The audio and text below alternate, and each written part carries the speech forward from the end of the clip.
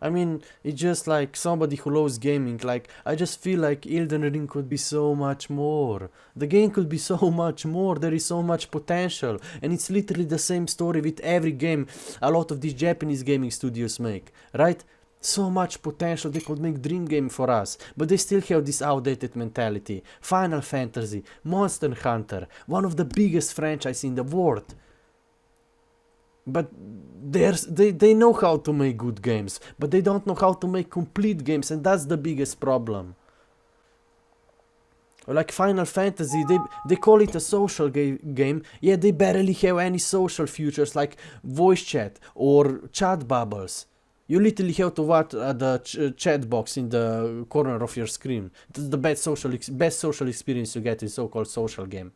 In Monster Hunter, you return back to the city is empty, just NPC standing there, zero player interaction. You can't even tame those epic monsters and proudly showing it to your enemies. No real open world, you know?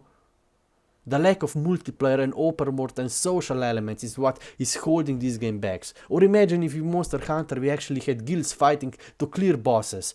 For the fastest boss time, you could have leaderboards with rewards and guilds competing against each other.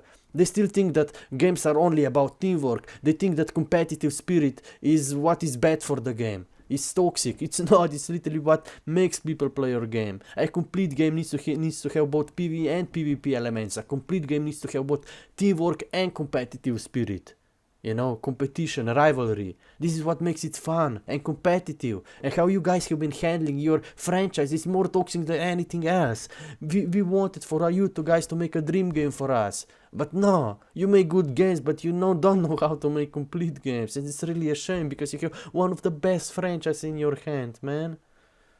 Like, just like Total Warhammer or Lothar Conquest, like, Jesus Christ.